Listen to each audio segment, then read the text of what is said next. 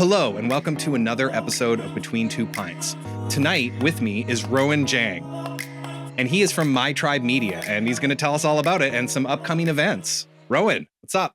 Hey, man. Great to be here. Thanks for having me, and thank you for the early birthday presents. Oh, yeah, and very much cheers. Cheers. This is Psychopomp Dark Lager from Strangefellows. I've never had it before, and it is delicious.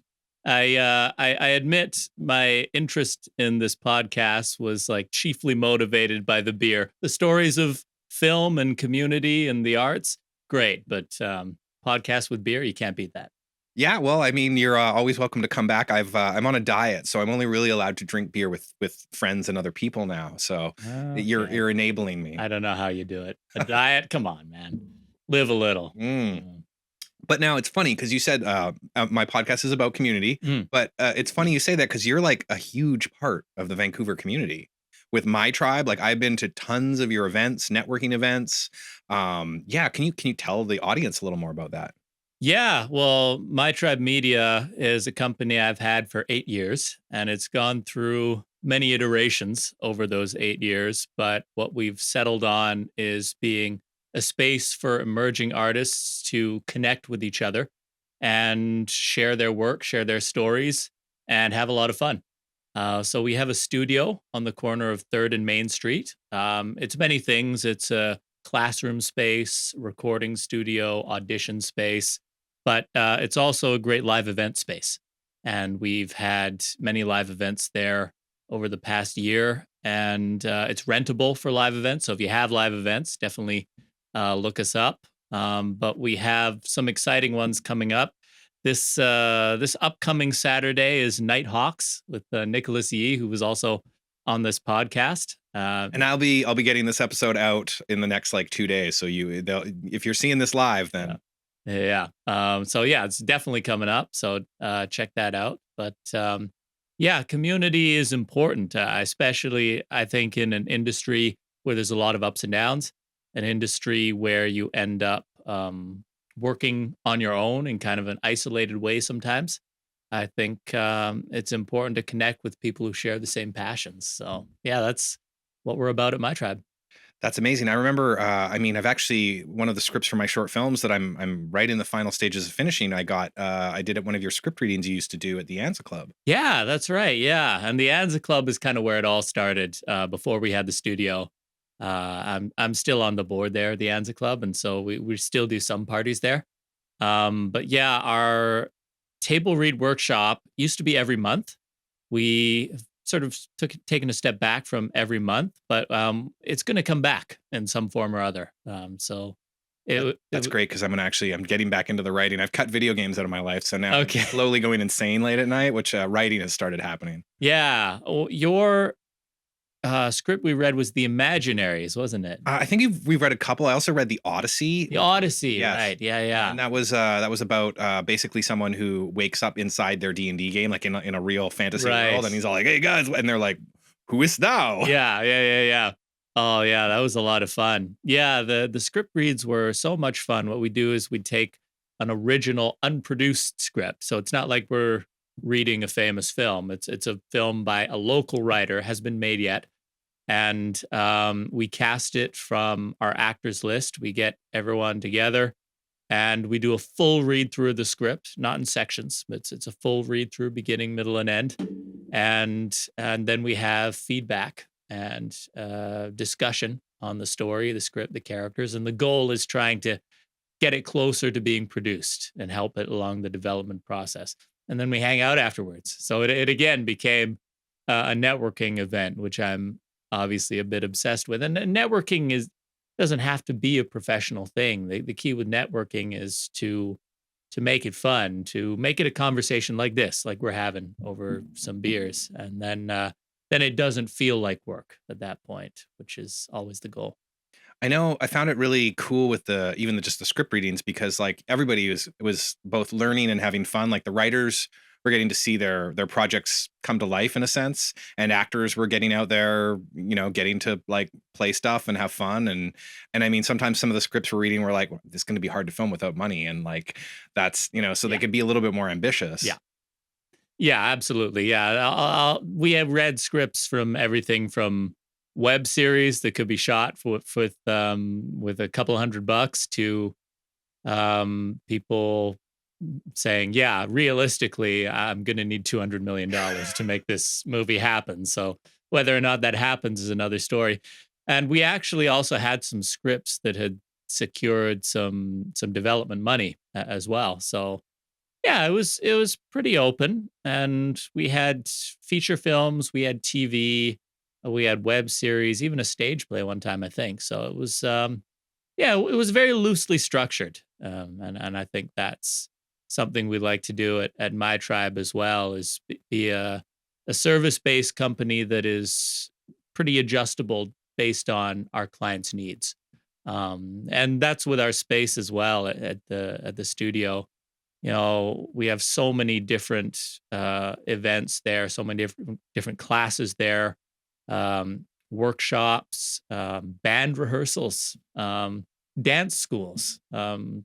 Yeah, so many different things. If you just need a space to be creative, we try to have you covered.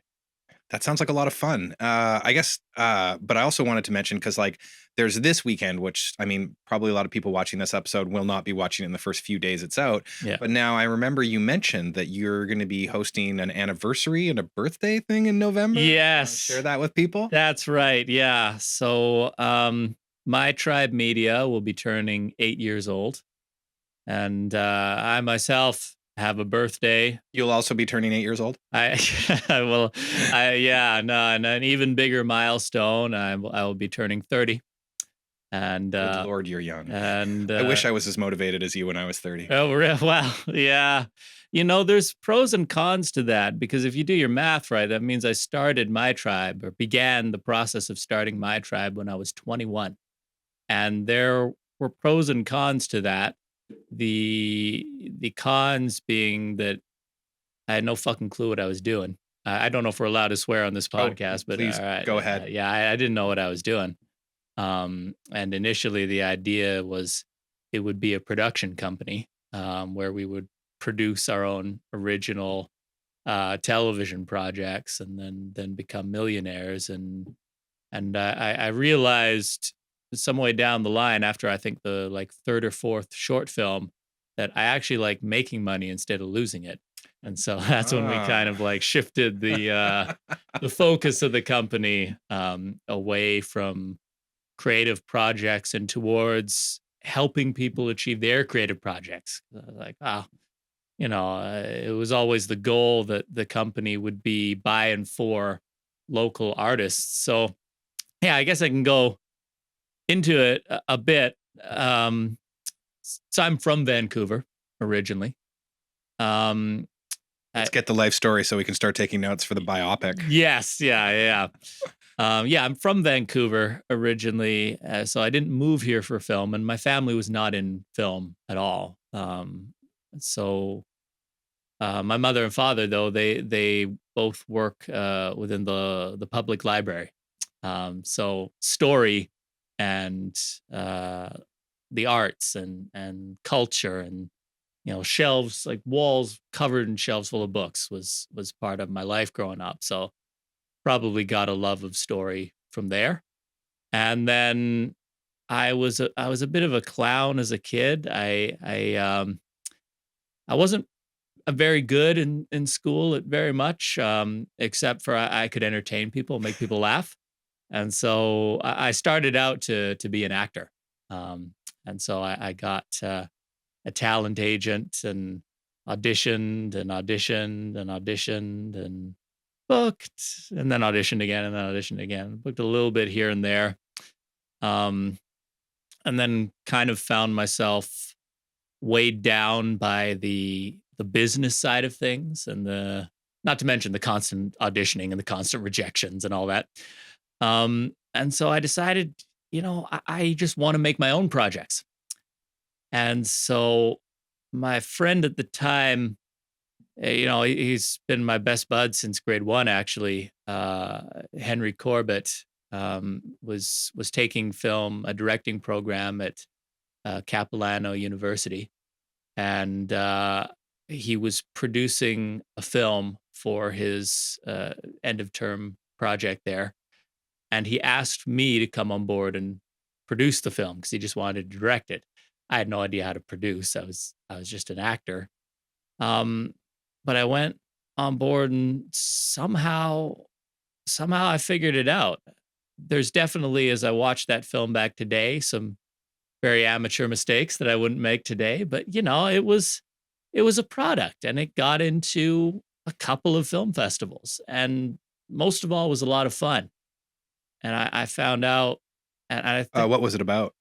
it was so for a budget of less than $2,000, we somehow thought we could do a post-apocalyptic film, and That's very it ambitious. was very ambitious. Yeah, it was a post-apocalyptic film, but we cheated a bit. We made it in the forest instead of Mm, rubble, so mhm. it was like this is you know 1,000 years after the revolution, so the society's completely broken down, and yeah, it was a couple on the run, uh, trying to keep this child they rescued alive because children are the future of humanity. There's only a few of Oh us God, left. you had a child in it? We had a baby, yeah, post-apocalyptic, less than $2,000 budget. Let's get a baby in there, and we'll do great. The only thing you really needed was a busy cafe to make it like maximum. Exactly. Yeah, yeah. No, it was yeah, it was there's definitely moments where you can see the plastic fake baby, the doll. Um, but we had a real baby as well For that like the insert for shot. the Yeah. insert shots. Yeah. It was I think that part of it turned out reasonably okay. Um, but yeah, no. It wasn't a great film, but it did just well enough that, we thought we could do this for real. And so yeah, we started our production company. It was originally called MiTribe Productions instead of MiTribe Media. Launched it on the November 5th, 2016. So this November 5th, that's going to be the 8-year anniversary. And then our our party, which you mentioned, that's going to be on November 15th. And we're going back to the Anza Club to have a bigger capacity than our studio.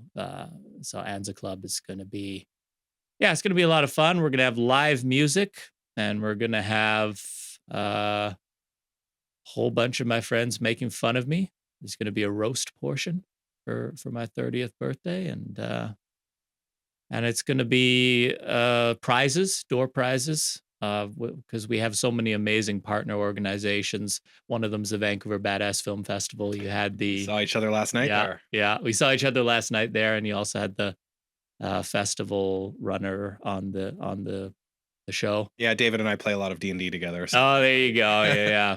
I think I joined for one game once. Did I? Yeah, Yeah, no, I think you're in chat there. He has that group yeah, chat that's like got like a ton of Vancouver film people in it. yeah, yeah, yeah. I'm actually running a crazy like Lovecraftian thing in November, so if you're available, it's gonna be Okay, wild. all right. I should warn you that was my only time ever playing D&D. I'm not sure how I did.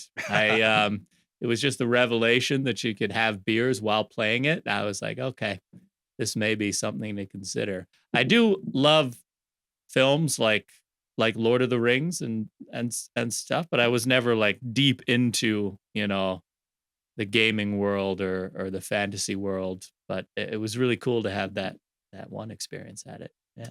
I have found I've been playing. We mentioned in one of the other interviews. I don't know if it's out yet, but I've been playing for like 25 years. I got Yeah. involved when I was raving, Yeah. which is good. I could have gotten involved with serious drugs, but instead I got involved with a much more expensive pastime, D&D.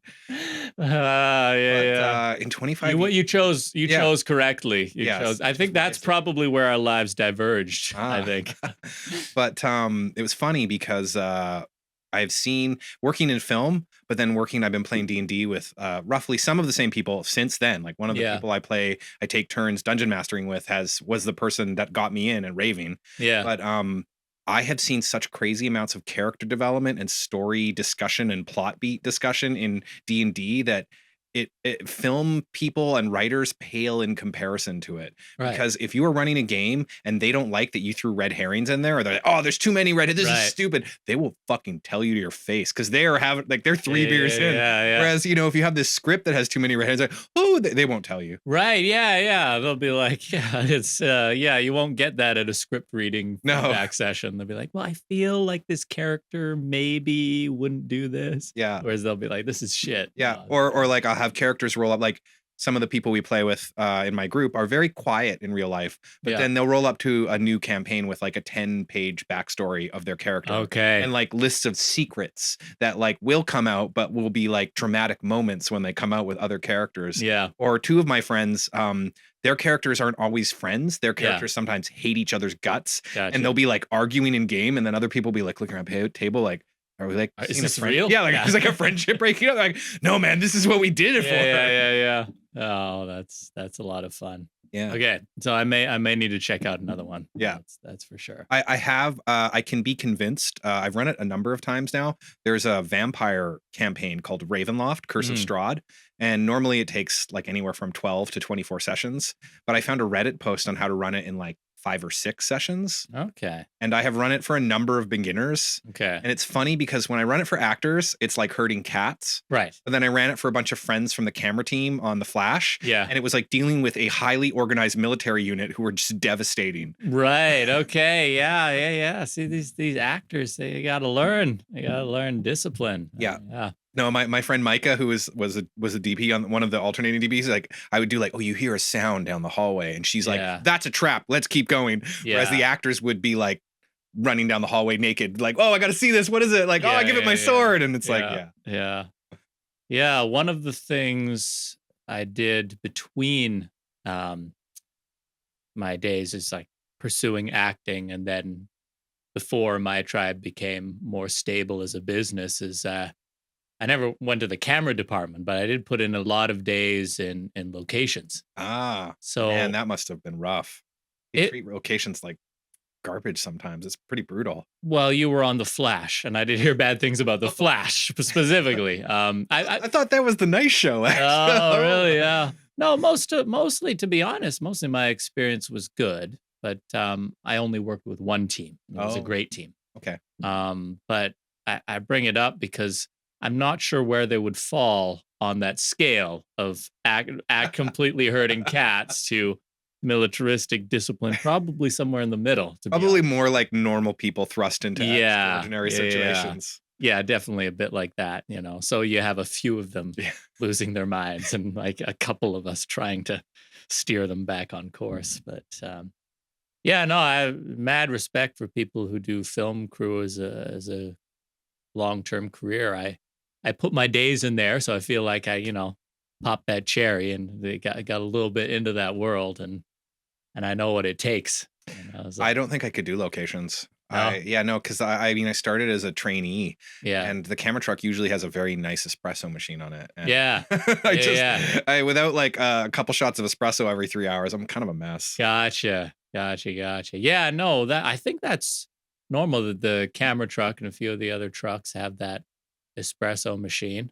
The show I was working on, they were giving it out to every department though. So we got it. Yeah, treat your crew nice, folks. No matter what department they're in. Definitely treat them nice. Oh yeah, no, even as an indie film producer, it's like, Yeah. if it's no budget, you still want to hit Costco and get as much snacks and food as possible. so that your Absolutely. people are not hungry and unhappy. Absolutely. Yeah, it's necessary. Yeah. Of course, hopefully you can give them some money as well. Mm. But So you were telling me before we rolled that actually MiTribe, and you kind of touched on it, yeah. that MiTribe sort of evolved through multiple states. And Yeah. I'm this beer is really good. I'm gonna fill my beer up while you tell us about those multiple Yeah. states. Absolutely. Or why don't you take a sip, and Yeah. I'll show off my really cool growler I got. So the growler's from Storm Brewing, which I love, and hopefully one day will sponsor us with free beer. But the other local brewery I love is Strange Fellows. So did you want to top up as well? Or This is a mid-episode top up. This may middle never episode. happen again. Top up. Yeah.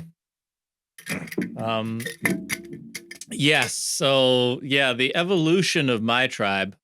Yeah, I mean, Henry is the co-owner. And of so the he's still company. involved. Oh yeah, he's Oh, still that's he yeah, wonderful. he still owns half the company. I'm just the face that everyone sees, but I only actually own half the company. Yeah, Henry, uh, he had a whole bunch of projects that he had written and wanted to get off the ground. One of them was an animated series that he wanted to make, and it would have been kind of in the style of the. You ever see the old Batman series, like the '90s, like the classic Oh, hand drawn oh my 2D god, the animation? really good one that's, like, Yes, legendary. yes, Yes, I have yeah. I grew up on that. That is, like Yeah, it would have been in that style. mm, So, expensive to make as all animation is, but cheap relative to the 3D animation of today, I guess. They have this style called dark deco where they do all the drawings on black paper instead of white ooh, paper. that So it does gives Gotham City that kind of that makes sense. yeah, it kind Oh, of gives it the dark vibe. Um, so yeah, we had that animated show called Gator Greg that we were trying to get off the ground, and we still have a sizzle and several scripts written, amazing. shelved. So you never know. Yeah, so we worked on developing that. We worked on developing a number of features. Henry's father, Blake Corbett, was actually a very successful writer and producer. Back in the day, he co-wrote and produced Fido with Carrie Ann Moss and Billy Connolly, and also The Delicate Art of Parking and Elijah. These are like Canadian indie hits. Wow, yeah, no, Um, I know what those yeah. yeah, yeah. So yeah, his dad made those films, and so we felt like we kind of had an in, but of course, the nature of the game had changed a lot from when Blake was making those films. It's much harder, and there's much more competition now to get indie projects like that off the ground. I do think though, because we were talking about it before with, like, the writer's strike and they're not Yeah, producing as much, like, there may be the opportunity in a year or 2 for that to come back, which would right. be yeah. Yeah, yeah. And well, that's the great part is we have all the things still written. Like they're shelved, and like if the right opportunity comes up, then absolutely. Hey, if any of them work on a low budget, I got, like, a full lighting package, camera Okay, all package, right, there sound, you like, let's go. do it. Yeah, yeah, Yeah. let's do it. Yeah. Yeah, it would be fun to make a short again. It's been a while. Um, but yeah, so we had that in mind. We couldn't really get into any rooms, so we figured what we need is some eyes on us, some attention. So what can we do? Well, first idea was to host parties. So, and that's where the tradition of the My Tribe party began. And I think that's probably been one of the most successful things we've done. It's probably what we're known for as an events company, first and foremost. We did a 1 year anniversary party at a community center. And yeah, we lost so much money Oh on it, but god. we had so much fun and everyone loved it. Um, and then we also did a grant for a few years, the My Tribe Short Film Fund. I went in for that for the Imaginary. Yeah, yeah, yeah, yeah. Yeah, You went in. that was the first grant I ever applied to. I remember being so nervous, and Yeah, it's funny because I know you now that knowing to go in there would have been like, yeah, yeah, it's yeah. like It it's would have like been they fine. yeah, it's Yeah. and like you guys are so chill. It's like you want people to Yes, absolutely. Yeah, yeah. Yeah, we wanted people to give us some great projects, and at the time, yeah, and the grant it was only $2,000, and I two. think that the big bonus that even like when I was applying that my friends told me is it was less the money and more like you and the other people involved were the real assets being offered. Yeah, absolutely. We were giving a lot of help and production support and creative freedom. I also think was a big bonus when we did that grant because you know uh, a lot of I mean we didn't have a showcase like to contrast with something like Crazy Eights, which is a community partner of ours who we love. But But we they're also like a juggernaut who've been around forever. exactly, yeah, and they have a product that they produce at their big showcase every year, so they need to make sure it's up to their standards, which means they manage it a lot. For us, we were offering a lot of creative freedom, and so we had a lot of applications for that. Um, I can't remember how many. I think like 87 or something like that. Um, and so there was a lot more to sift through than I thought there'd be. Um, but yeah, we did that for 2 years, and the films we produced did again okay, you know, nothing amazing, but yeah, they did reasonably well on the festival circuit, and then again, it became a case of, well, okay, we're giving $2,000 and we're getting a certain amount of brand recognition, but I'm working on this for more than 6 months of the year. Like, Holy cow. I mean, like even just reading through every pitch video, reading every script that was sent to me, and then making a movie on top of all of that. It was a lot of work. So we decided to, I mean, I'm very glad we did it because we got more brand recognition from that than just about anything else. So from like 2017 in the Vancouver film industry, I was a nobody, and then and fast forward to 2019, and like Paul Armstrong's producing workshop is recommending us as a source of revenue, and we're getting invited to all the local networking events to headline, like Rain Dance and Celluloid and all these other guys. So yeah, we got a lot of eyes on us from that. So in that sense, it was a success. Um, and then uh, by that point, then I'm in my mid 20s, and the post school, like the post early 20s, like, yeah, I just want to tell amazing stories and make people happy and do cool shit. Dude, I was just getting drunk and being in the reserve infantry at that Yeah, hey, point. hey, yeah, yeah. I mean, I was doing a fair share of getting drunk throughout all of this. I Oh, think cheers that's to that. cheers to that. We'll drink to that. Yeah. Um, I should take a sip. Yeah, it's okay. I can talk a little bit. So like, it's funny because it's here. It's really interesting hearing the other side of this because Yeah, like, I've always just known you as like this big person. I actually assumed you were older just because of what you were doing. a lot of people do. Yeah, but not that you don't that you Yeah, look old, but I know so many people look quite young for their age. right. But like yeah, like going to the script readings or the networking events, and it's like I actually not like celluloid is great. The other people are great, but I always prefer the Anza Club because like it was ways like I don't like going downtown, but also I just felt the vibe was a little I don't know more like I don't want to say like it's like welcome and I don't want to say welcoming because like I love Cellulite and all those guys, but like it just felt a Rain little dance. more in vibe. Yeah, Yeah, like I felt more in vibe with like with me and my friends who had just decided to make film, and that's how I got yeah, into film. I'd yeah, never taken any filmmaking. Well, I took one filmmaking course, but yeah, like all of my experience was like my friends and I started shooting fantasy stuff in the woods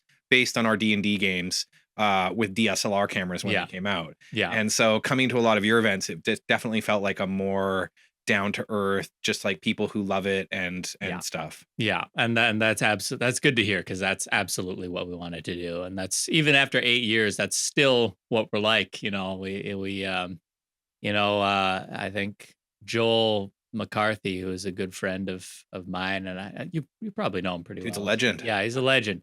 But I share his fears that he's been very public about, that he worries his organization Run and Gun has become too big and too much like a corporate juggernaut, and he just wants to keep it grassroots.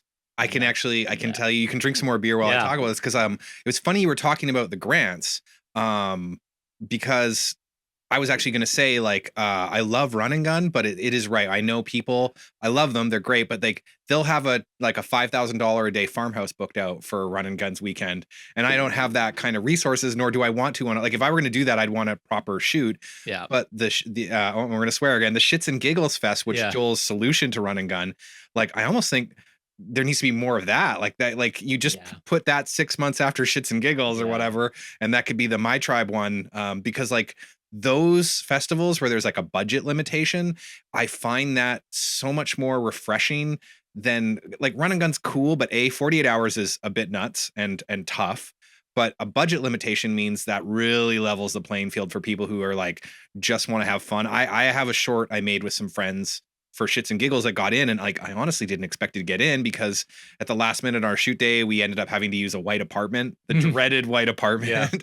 And like I lit the hell out of, I use this like colored light back there to like Yeah. light the walls, but like Yeah. I didn't I thought it was a cool idea, but I also wasn't really, I felt I could have done a better job lighting it, Yeah. and it Yeah. still got in. But like the shits and giggles one is really the vibe of the world. Like we were talking before I rolled, that like I kind of want to just have a day job and make film for fun, Yeah. and that kind of stuff like shits and giggles is really that world of like, Yeah. let's go out, like you want to make another short film, let's just go do it on a long weekend, have some laughs, Yeah. no friendships are ending, nobody's like maxing out their credit card. Absolutely. Yeah. Yeah. Yeah. $250. Perfect. Yeah, Yeah. it's like enough for a Costco run. Yeah. Yeah. Absolutely. Yeah. So yeah, no, I do agree. We need more of that. Um, and yeah, that's how we try to keep our events. And throughout all that, that's the one constant. We were talking about the iterations of how my tribe has evolved over the years. The one constant through all the 8 years is we've always thrown parties. And I love doing that. I have so many people on my team now who are professionals at that, who work at event coordination. Christina Adams, who's the event coordinator for Run and Gun, also works with us. And I My don't mean to say anything bad about Run and Gun. It's just Yeah, I no, also like sleep yeah, quite a yeah. bit, so I No, that's true. That's true. Yeah, and our other event coordinator is the coordinator at the farmers market in Vancouver. So like, yeah, we know events and we can throw a good party. And the team has grown now to the point where I can be more hands off, which has been amazing. And you were telling me, but when you got here, that you've actually have like more spare time in your life now. yes, I have more spare time in my life now, which has been, yeah, a monumental achievement. And so I can kick back, relax, read more, go to the gym, go on trips. And What are you reading? what am I reading? So I just finished I just finished Long Walk to Freedom, the autobiography of Nelson Mandela. Wow, it's very serious. Yeah, it was very serious, yeah, but very inspiring, very inspiring. Do you take recommendations? Yes. So I was telling you I did a road trip across Canada with a director friend of mine who I DP'd a feature with. Yeah. A mockumentary. Our Gods Are Real. It'll be out soon. You guys should watch it. But we listened to a lot of audiobooks on our road Yeah. trips. And this year I listened to a book a couple years ago called The First 15 Lives of Harry August. Oh, yeah. Yeah, And yeah, yeah. have you heard of it? I've heard of it, yes. Oh. So the funny thing is, like, I actually thought this was, so we didn't finish it. So we got Yeah. to Toronto where my friend lives, and like we stopped there. I dropped him off, and and he sent me a picture like the next day after I left. He had gone immediately to the library and checked out the book to finish it because it's a fiction book, and it's about basically, I don't want to ruin it too much, but it's basically follows this guy Harry August, and you find out that he is a kalachakram, which is a person who, when you die, you wake up at the beginning of your life again.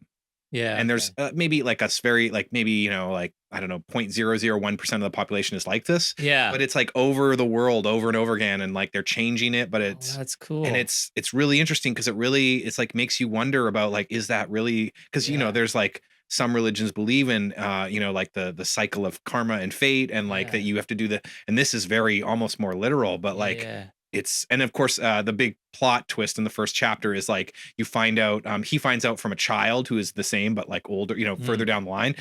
He's told the end of the world is happening sooner and sooner, and you need yeah, to stop it. okay, So yeah. it's really good though. I need to read that. I need to read that. I haven't read a good fiction book in a long time. Yeah. I sort of lied. A friend of mine lent me The Great Gatsby, and I read it in a single day. So I forgot that was actually the most recent book I read. Wow, that's a So, but it's not very long. okay. That's the thing. What's Um, I'm oh man, I'm a heathen. What is The Great Gatsby about?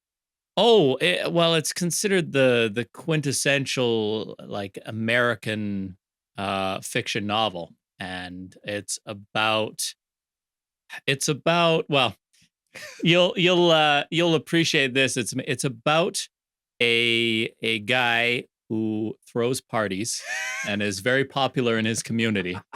And everyone talks about him and everyone loves being, but it's told through the eyes of a friend of his. It's not told through the perspective of the Great Gatsby. It's told through this So other are fellow. you the Great Gatsby? well, the Great Gatsby. It turns out he did it all to win the love of a girl, and no, fuck that. I just do it because I love it. But yeah, there may be some crossover. Maybe why I was interested in it. But yeah, definitely read it. It is not a very long read, but it's considered one of the most iconic American novels ever.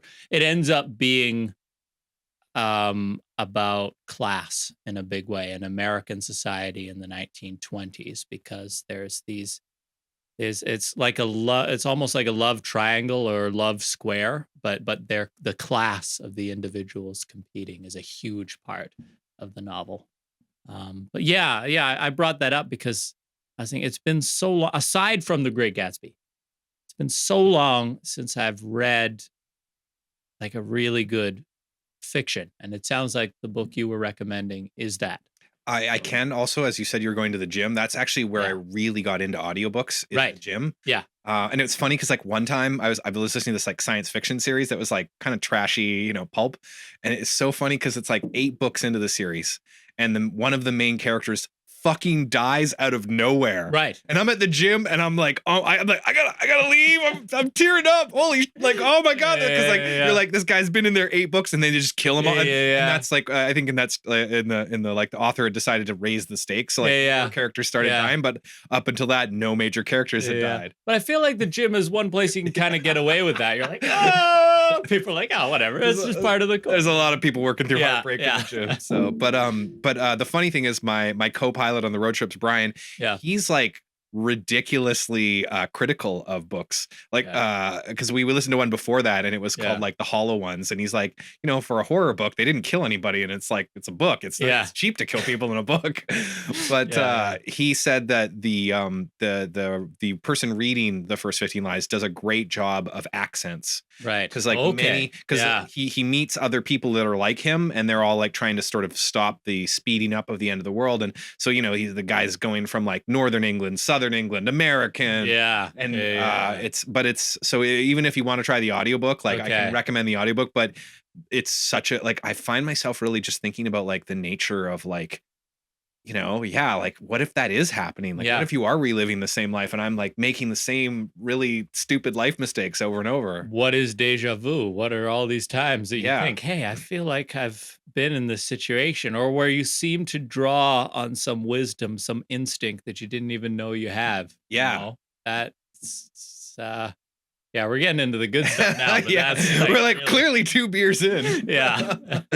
But no, for real, that is that sounds fascinating. I got to check it out. I don't really, I'm not really much of an audiobook guy, but if there's like a paperback version of this, I'll. There is. He Brian actually got out from the library, so I'm pretty sure you can find it super easy. So what's the future? I mean, we should probably, I don't know how long we've been going. Shit. But like, what's the future of MiTribe? Where do you see yourself going? Yeah, I mean, I think with this studio, yeah, go for it. I think with this studio, we've settled into our niche now. We have had, I mean, we went through, another iteration we could talk about is like we were doing this short film fun thing, and then COVID hit, and then we were all shut down, of course, and then after that we had the MiTribe Manor, which was a house. I went to a party there. It was a house filming location, and we rented that for a few years. That's when we started actually making money as a rentals company. I'm like, oh, wait, we can make money in film? What? Maybe I need to follow in your footsteps. Yeah. Well, and then we found the studio. It's called the Hargrove, and we had an amazing partnership with the Treble 5 Records, which is a music company. And MiTribe has always had a music division because Henry became a musician. Henny Lucas is his artist name. And yeah, we've just been putting on live shows. And I think the future of the company, we're going to keep the parties, we're going to keep the script reading development events, but the future of my tribe is as a space. It's a space to foster connections and growth and partnerships within the film and music industries. And it's a space where you make the connections that shape the rest of your career, and in some cases the rest of your life. I had an artist do one of my shows, and then he came up to me after like about 6 months later, and he was like, "Yeah, I met my girlfriend at your event, and now we're getting pretty serious." And I'm like, that you know even just a moment like that makes all the struggle worth it. So for us, my tribe it's a space for you, it's a space for your projects, it's a space to make your dreams come true, and it's a space to find your tribe.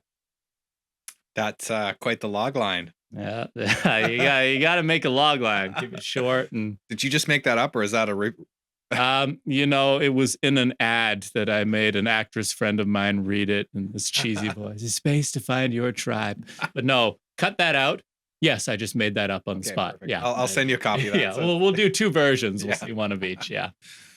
That's great, man. And I mean, it's funny because like I'm seeing this from the other side of like just some schmuck filmmaker who, because I took a break from filmmaking Yeah.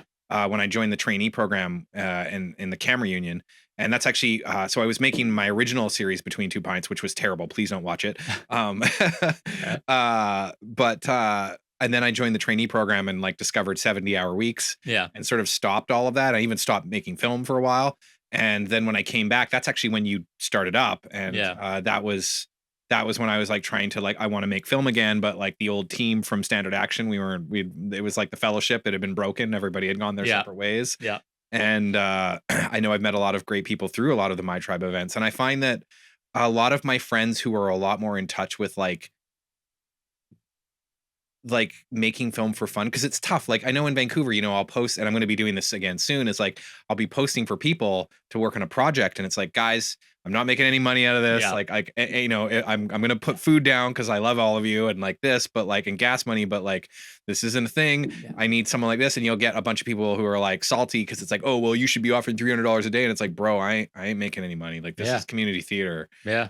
and like and I find a lot more of the vibe of that like the tribe of those people on your events is that people who love the film, and it's yeah. Yeah. Yeah. Big time. Yeah. It's people who love the film and people who figure it out somehow. And we were the same thing when we started this. So, So you're an ex-actor. I am an ex-actor. Yeah. So that means that if I write a role for you, you're more likely to help the short film if you're in it. Yeah. Hey, well, that's the only time I do still act is when my buddies ask me to. So, I can definitely do that for you. What kind of roles do you like? What kind of roles do I like? I like comedy. Okay. Definitely. That's Yeah. basically all. I would love to do horror, Yeah. but comedy is like, I don't Yeah. want to say it's easier, but it's also like horror is intricate, whereas comedy is a lot of gags. Yeah. Yeah. No, that's what I was good at when I was the class clown back in the day. Yeah, making people laugh. My first ever acting role, not my first, but the first like lead acting role I had was in grade 4. It was in a play, and people always get a kick out of this. It's not the Marvel cinematic version of this character, but in the old mythology of this character, I played Loki.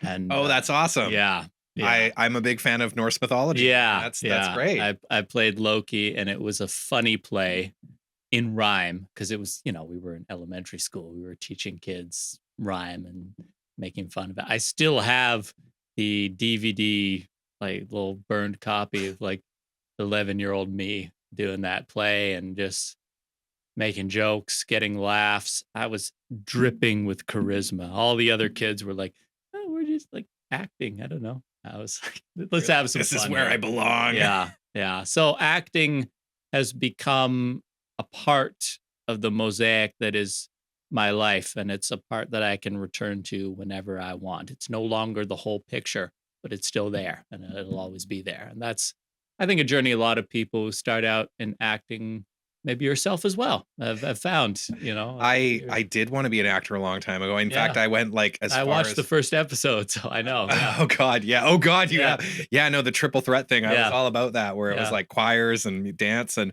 I it's so funny now because now every project I've done, like every like more than one episode, yeah, I've written in cameos for myself and then I've chickened out and cast a buddy. Not like chickened out, but it's like I'm going to be doing so many other things on this day and I have so many friends that it will be like they would have so much fun for this like thing that it's just like, yeah, oh, can you come in and do this? Just because like I like even I mean I like directing, I do, but I'm having been in the cinematographers guild, like I actually just like the zen of prepping the camera the night before and like not having to deal with phone calls of like actors or people not being able to make it at 10 p.m. for yeah, the next day and yeah, like yeah. camera is just like, oh, I'm going to check the follow focus, I'm going to do this and like but like I do I kind of wonder if maybe I need to like do the scary thing and like cast myself in my next project. Yeah, yeah, definitely, definitely. You should just go for it. Just do it, and you'll watch it back, and you'll be your own worst critic. But you know, it's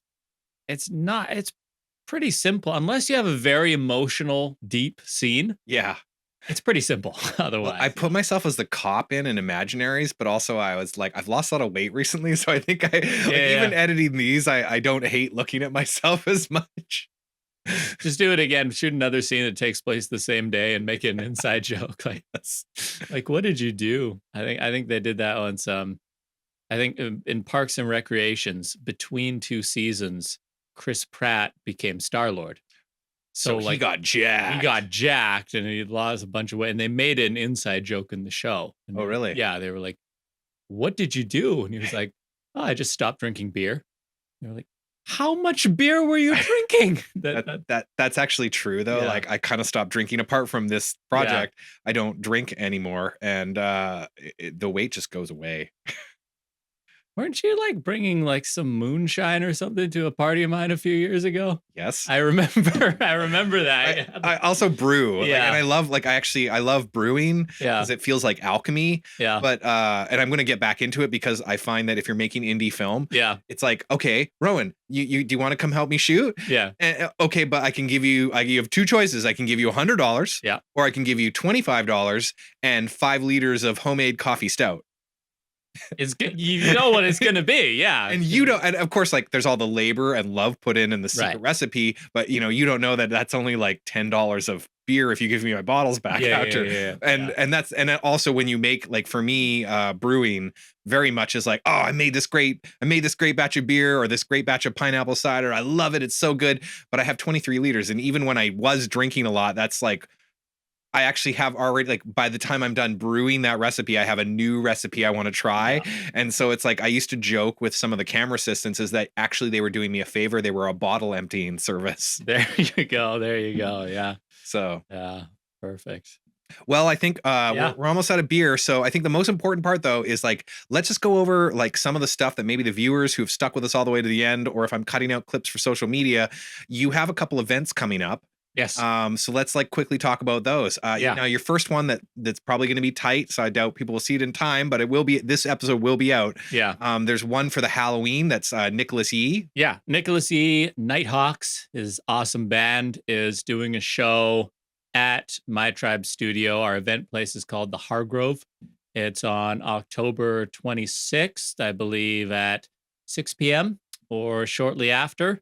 And it's going to be a great show. They've got a keg of beer and they've got some great music. So come on down to 150 East 3rd Avenue on the corner of 3rd and Main Street and have some fun there.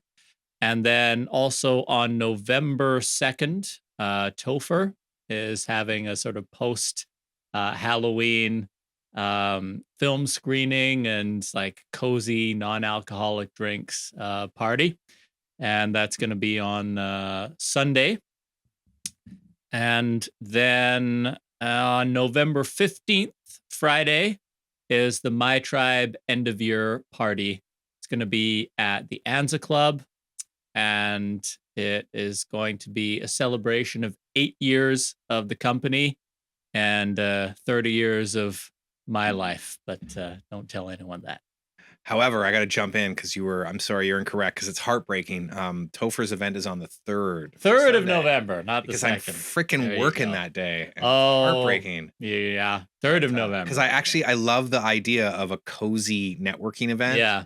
I like, I mean, many of your events feel like cozy networking events. Yeah. So, but like, I love that idea of like low impact, like, I'm kind of Yeah, hungover. I think he's like his has like full on pillows though. It's like really Oh, cozy. wow. That's what I've heard. I Something mean, if like that. more cancels, I'll come and make cookies or whatever. Okay, great. But Yeah, like, I'm really excited about the 30th birthday slash 8th anniversary. yeah. Cause like right now, Oh, and the 30th slash 8th anniversary, that is just by donation at the door. We're keeping it super simple this year. You don't need to buy any tickets in advance. Just donate something at the door to help us pay for the artists and door staff.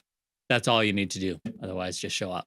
and the Nighthawks one is actually any money made on that is to promote, pay for or fund Nicholas Yee's short film, which Yes. I saw his pitch video for, and like I really love. Like, yeah, man, like an Yeah. action movie in a sushi restaurant. I'm very excited. It's great. It's gonna be great. Action movie in a sushi restaurant. Like, what more could you want? Yeah. Is there anything else on the horizon that we can talk about that's, in the formulation plan? Well, we continue to do film industry karaoke nights. When is that? Well, we don't have a schedule for 2025 next year, but Okay. we did a few of them this year. Because this is my karaoke room, and actually my last guest I Yeah. launched today does karaoke jukebox, which is like a Yes. thing. So Yeah. We just do ours at the studio, and we can fit up to 100 people in there. So wow. for a good small event, and yeah, they're a lot of fun. It's literally as you might expect, just a karaoke party. We have a booth where you can sign up and sing. There's a bar and everything, but it's specifically people within the film industry. And so it's like if you want to network, you can. If you want to just go and have fun, you can. But it's a way of cutting loose with people who understand what you need to cut loose from. I find that's actually what I liked about a lot of your networking events is they didn't feel like networking events. They were just like, let's go have a couple drinks. There'll be something cool happening, like short films or whatever, and then like shoot the shit with some buddies, maybe a few people and then you like head home and yeah, it's always Yeah. positive. Yeah. Well, we're gonna keep doing that. We're gonna keep doing that as long as we have this company, and I'm not planning to sell it till I'm at least 60. So at least another 30 years. Well, I'm hopefully doing this podcast for a while, so you'll Yeah. probably be back on here promoting more stuff. Also, like this is the only multi-pour interview we've had, so Yeah. Okay. thank you for joining me, Rowan. Cheers. Cheers. Happy to be here. Thanks.